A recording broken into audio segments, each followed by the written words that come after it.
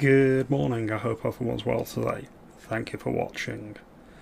I predicted a few months ago that the 1.5 million new homes that Angela Rayner, Ginger Gowler, Beast of the North is going to be building in this parliament were most likely going to be going to migrants in the United Kingdom, boat people and legal migrants into the UK. I said this because we're below replacement rate population. So if we're not producing enough people to move into these homes, who's going to be living in them? I was called all sorts of names on my comments. Are you just scaremongering? This isn't going to happen. Well, it looks like it is going to happen, and I'll get to that later in the video, so be sure to watch it till the end. What I wanted to start with is the Chancellor, the first female Chancellor. That's right. The fact that she's female is the most important defining feature, apparently, according to Labour. 200,000 jobs have already been lost, 200,000 businesses.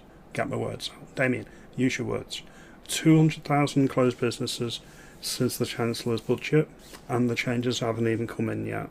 Think about that. Small to medium businesses are going out of style. They're no longer in vogue. It's all about the big corporations now. They're going to control everything, and they're going to monopolise the entire system by the look of it. She'll say this isn't bad design, but it's the effect. That's the first thing I want to say. She needs to go, and I don't think she'll be here by the end of the year. And then you look at the changes to the personal independence payments and other welfare changes that they've made. I'm of the right. I'm right of centre. However, even I can say this is not the way you need to reduce the spending of the state down. Definitely not.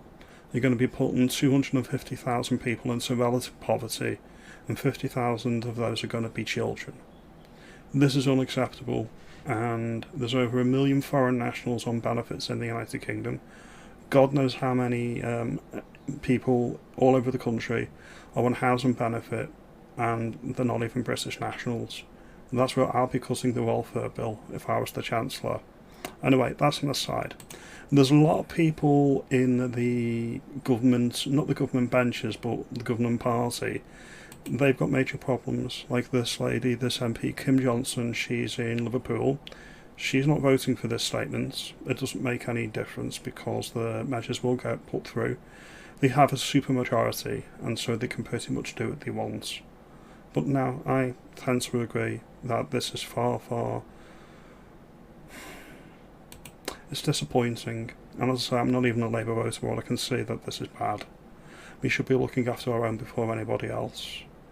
Then we look at this point I wanted to bring up here, this point now. The growth predictions from the OBR, not that I put much stock in the OBR, but they put out a growth statement of 1%.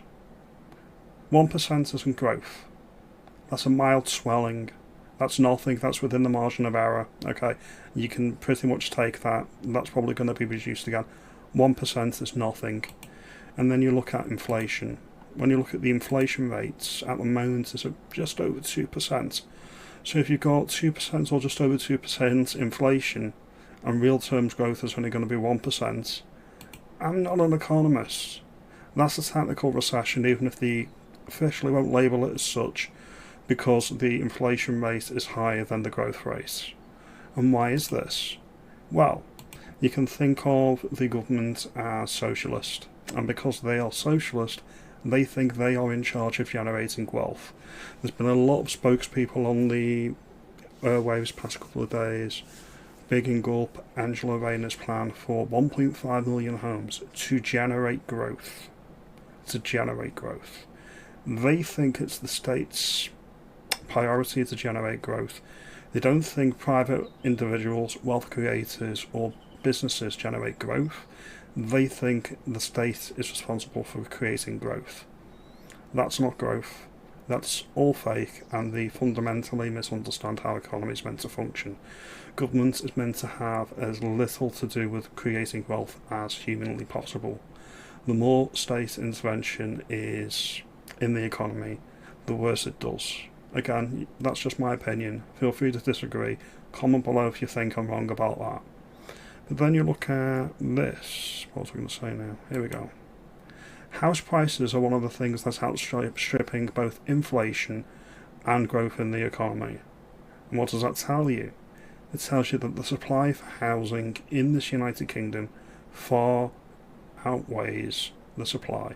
So the demand, sorry if I misspoke earlier, the supply is far short of what's needed. The demand is far in excess to what's being generated. Why is that? You guessed it, mass migration. And there's been a lot of people kicking up a stink about the migrant hotels.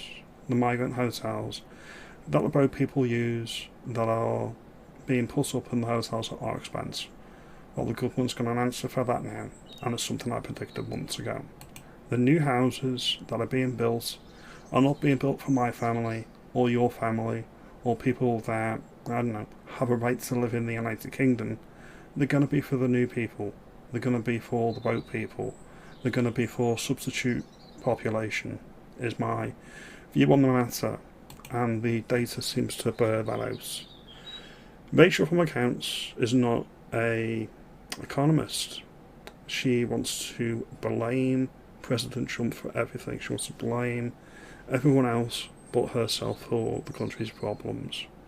Angela Rayner's not going to be any better. She wants to build the houses for the migrants, not for the indigenous people.